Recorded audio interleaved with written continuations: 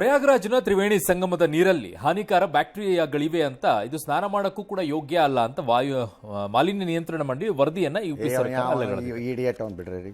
ಅದಕ್ಕೀಗ ಈ ನೀರೇನಿದೆ ಅದು ಕುಡಿಯೋಕ್ಕೂ ಕೂಡ ಯೋಗ್ಯವಾಗಿದೆ ಅಂತ ಸಿಎಂ ಅಲ್ಲಿ ಹೇಳಿದ್ದಾರೆ ಯೋಗಿ ಆದಿತ್ಯನಾಥ್.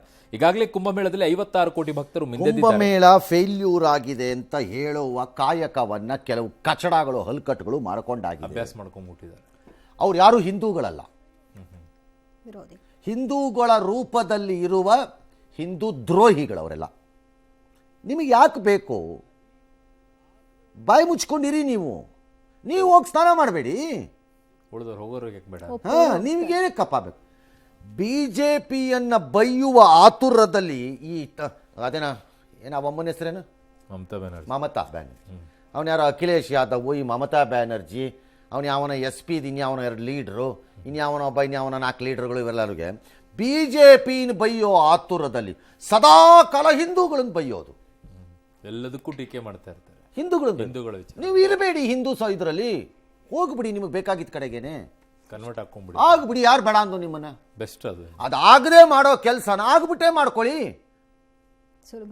ನಮ್ಮನ್ನ ಯಾಕೆ ಬೈಬೇಕು? ನೀವು BJP ಬೈಕಳಿ. ಇದೇನಾಗಿದೆ, BJPನ ಬೈಬೇಕು, ಯೋಗಿನ್ ಬೈಬೇಕು, ಕುಂಭಮೇಳನ ಅವ್ರ ಮೂಲಕ ಬೈಯಕ್ಕೆ ನಮ್ಮನ್ನು ಬೈತಾ ಹೋಗೋದು. ನೀನು ಯಾವನ ಹೇಳಕ್ಕೆ ಬಾಯಿ ಮುಚ್ಕೊಂಡು ಕೂತ್ಕೊಳ್ಬೇಕು. ಜನ ಹಿಂದೂಗಳು ತಾಳ್ಮೆಯಿಂದಿದ್ದೀರಿ, ತಪ್ಪದು. ತಾಳ್ಮೆಯಿಂದಿರು ಕೂಡುದು ಇರಬಾರ್ದು. ಇಂಥ ಕಚಡಗಳು ರೋಡಲ್ಲಿ ಸಿಕ್ಕಿದ್ರೆ ಬಾರಿಸ್ತಾ ಇರಬೇಕು. ಮಗಾಮೂತಿ ನೋಡಿದೆ ಮಗಳೈ ಅಂದ್ಬಿಟ್ಟು ಇನ್ನೊಂದ್ಸರಿ ಮಾತಾಡ್ದೆ. ನೀನು BJP ಏನಾರು ಮಾತಾಡ್ಕೋ ಹೋಗಿ, ನಮ್ಗೆ ಸಂಬಂಧ ಇಲ್ಲ. ಪಕ್ಷದ ಮಾತಾಡ್ಕೊ, ನಮ್ಮ ನಂಬಿಕೆ ಬಗ್ಗೆ ಮಾತಾಡಬೇಡ, ಹಂಗೆ ಹೇಳಬೇಕು. ಅದು ಬಿಡ್ಬಿಟ್ಟು ಸುಮ್ಮನೆ ಬುರ್ಡಾ ಬಿಟ್ಕೊಂಡು ಓಡಾಡೋದೆಲ್ಲ ಇದು ಅವ್ರಿಗೆ ಪಬ್ಲಿಸಿಟಿ ಬೇರೆ ಕೇಳು. ಇಲ್ಲಿ ಬರೀ ಮುಂದಕ್ಕೆ ಇನ್ನು ಅಕ್ರಮ ವಲಸಿಗರನ್ನ ನಿರ್ದಯವಾಗಿ ಅಮೆರಿಕ ಹೊರದಬ್ಬಿತ್ತು. ಅಕ್ರಮ ವಲಸಿಗರ ಕೈಗೆ ಕೋಳ ಹಾಕಿದ್ರ ವಿಷಯವಾಗಿ ಅವರ ಶ್ವೇತಭವನ ಈಗ ಅಧಿಕೃತವಾಗಿ ಅದನ್ನು ಹಂಚಿಕೊಂಡು ಇದು ಎಚ್ಚರಿಕೆ ಅಂತ ಕೂಡ ಹೇಳಿದೆ. ಎಲಾನ್ ಮಸ್ಕ್ ಇದಕ್ಕೆ ವಾವ್ ಅಂತ ಹೇಳಿದ್ದಾರೆ. ಭಾರತೀಯರ ಗಡಿಪಾರನ್ನ ಭಾರತಕ್ಕೆ ಟ್ರಂಪ್ ಮಾಡಿದ ಅಪಮಾನ ಅಂತ ಮಲ್ಲಿಕಾರ್ಜುನ ಖರ್ಗೆ ಅವರ ಆಕ್ರೋಶ.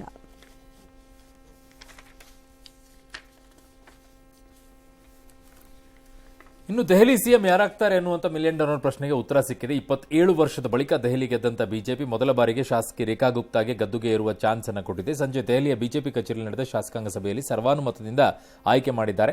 ನಾಳೆ ರಾಮ್ಲೀಲಾ ಮೈದಾನದಲ್ಲಿ ಕಾರ್ಯಕ್ರಮದಲ್ಲಿ ನೂತನ ಸಿಎಂ ಆಗಿ ಪ್ರತಿಗ್ರಹಣವನ್ನು ಮಾಡಿದ್ದಾರೆ. ಇದಕ್ಕೆ ಪ್ರಧಾನಿ ಸೇರಿ ಗಣ್ಯರು ಕೂಡ ಸಾಕ್ಷಿಯಾಗ್ತಾರೆ. ರೇಖಾ ಗುಪ್ತಾಗೆ ಹಿಂದೆ ಶಾಸಕರಾಗಿ ಕೆಲಸ ಮಾಡಿದ ಅನುಭವ ಇಲ್ಲ, ಆದರೆ ಕೌನ್ಸಿಲರ್ ಆಗಿ, ಕಾರ್ಪೊರೇಟರ್ ಆಗಿ, ಪಕ್ಷದ ಪ್ರಧಾನ ಕಾರ್ಯದರ್ಶಿಯಾಗಿ ಕೆಲಸ ಮಾಡಿದಂಥ ಸುದೀರ್ಘ ರಾಜಕೀಯದ ಅನುಭವ ಇದೆ. ಜೊತೆಗೆ ಸಂಘ ಪರಿವಾರದ ನಂಟು ಕೂಡ ಇದೆ. ಬನಿಯಾ ಸಮುದಾಯದಿಂದ ಬಂದಿರುವಂತವರು. ಶಾಲಿಮಾರ್ ಬಾಗ್ ಶಾಸಕಿ ಆಯ್ಕೆಯಿಂದ ಅವರ ಕ್ಷೇತ್ರದ ಕಾರ್ಯಕರ್ತರು ಈಗ ಸಂಭ್ರಮದಲ್ಲಿದ್ದಾರೆ. ದೆಹಲಿಯ 4ನೇ ಮಹಿಳಾ ಸಿಎಂ ಅನ್ನೋ ಗರಿಮೆಗೆ ಈಗ ರೇಖಾ ಗುಪ್ತಾ ಪಾತ್ರರಾಗಿದ್ದಾರೆ. ಹಿಂದೆ ಸುಷ್ಮಾ ಸ್ವರಾಜ್, ಶೀಲಾ ದೀಕ್ಷಿತ್ ಮತ್ತು ಆಪ್ನ ಅತಿಶಿ ದೆಹಲಿ ಮುಖ್ಯಮಂತ್ರಿಗಳಾಗಿದ್ದರು. ಇನ್ನು ಸಿಎಂ ರೇಸ್ನಲ್ಲಿದ್ದಂಥ ಕೇಜ್ರಿವಾಲ್ ಸೋಲಿಸಿದ್ದ ಜಾಯಿಂಟ್ ಕಿಲ್ಲರ್ ಪರವೇಶ್ ವರ್ಮಾಗೆ ನಿರಾಸೆಯಾಗಿದೆ ಅಂತಿದ್ದಾರೆ.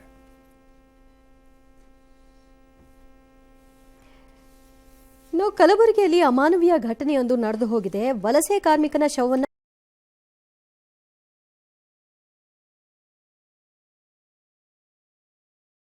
ಪ್ರತಿಭಟಿಸೋ ಸಲುವಾಗಿ ಕಂಪನಿಯ ಒಳಗೆ ತೆಗೆದುಕೊಂಡು ಹೋಗ್ತಾ ಇದ್ರು ಅನ್ನೋದು ಈಗ ಪೊಲೀಸರು ಹೇಳ್ತಾ ಇರುವಂತಹ ಸ್ಟೇಟ್ಮೆಂಟ್.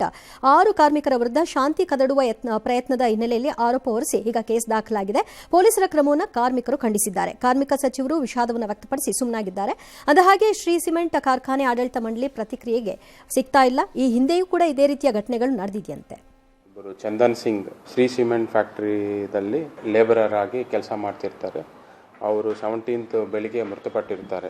ಅವರು ಈ ವಿಷಯ ಗೊತ್ತಾದ ಮೇಲೆ ಅವರು ಕೊಲೀಗ್ಸ್ ಯಾರಿರ್ತಾರೋ ಅವರ ಡೆಡ್ ಬಾಡಿಯನ್ನು ಫ್ಯಾಕ್ಟ್ರಿ ಒಳಗಡೆ ತೊಗೊಂಡು ಬಂದು ನ್ಯೂಸೆನ್ಸ್, ಆ ಟೈಮಲ್ಲಿ ಡೆಡ್ ಬಾಡಿನ ತೊಗೊಂಡು ಬಂದು ನ್ಯೂಸೆನ್ಸ್ ಮಾಡಲಿಕ್ಕೆ ಯಾರು ಟ್ರೈ ಮಾಡಿದ್ದಾರೋ ಅವರ ವಿರುದ್ಧ 6 ಮೆಂಬರ್ಸ್ ಅವರ ವಿರುದ್ಧ BNSS 129 ಅಡಿಯಲ್ಲಿ ನಾವು ಈಗಾಗಲೇ ಕ್ರಮ. ಇದು ಒಂದು ಅಮಾನವೀಯ, ಅಂದರೆ ಇನ್ಹ್ಯೂಮನ್ ಆಗಿ ಮನುಷ್ಯರಿಗೆ ಮನುಷ್ಯತ್ವ ಇಲ್ಲಾರದ ಸಮಾಜ ನಾವು ನಿರ್ಮಾಣ ಮಾಡಿಬಿಟ್ಟಿದ್ದೀವಿ ಅಂತೇಳಿ ನನಗೆ ಬೇಜಾರಾಗ್ತಕ್ಕಂಥದ್ದು. ನಾನು ವಿಷಾದವನ್ನು ವ್ಯಕ್ತಪಡಿಸ್ತೀನಿ. ಯಾವ ಸಮಾಜ ನಾವು ಸೃಷ್ಟಿ ಮಾಡಿದ್ವಿ ಅಂತೇಳಿ ನಾವೇ ಆತ್ಮವಲೋಕನ ಮಾಡ್ಕೋಬೇಕು. ಆ ಸಿಚುವೇಶನ್ ಅಲ್ಲ ಬಂದಿದ್ದು ಅಂತ ಹೇಳಿ ಕಾರ್ಮಿಕ ಸಚಿವರದ್ದು ವಿಷಾದ ವ್ಯಕ್ತಪಡಿಸಿದ್ರೆ ಆಗೋಗುತ್ತೆ. ಇದರಲ್ಲಿ ಜವಾಬ್ದಾರಿಗಳು ಏನೋ ಮಾಡ್ತಾರೆ.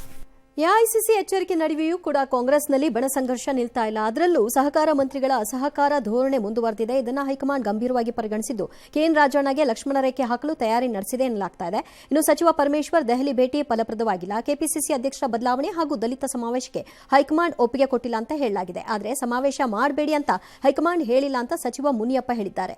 ದಲಿತ ಸಮಾವೇಶದ ಪರ ಬ್ಯಾಟ್ ಬೀಸಿದ್ದಾರೆ. ಆದರೆ ಬಿಜೆಪಿ ಮಾತ್ರ ಮುಂದಿನ 3-4 ತಿಂಗಳಲ್ಲಿ ಕ್ಷಿಪ್ರ ರಾಜಕೀಯ ಬೆಳವಣಿಗೆ ನಡೆಯುತ್ತೆ ನೋಡ್ತೀರಿ ಅಂತ ಹೇಳಿದ್ದಾರೆ.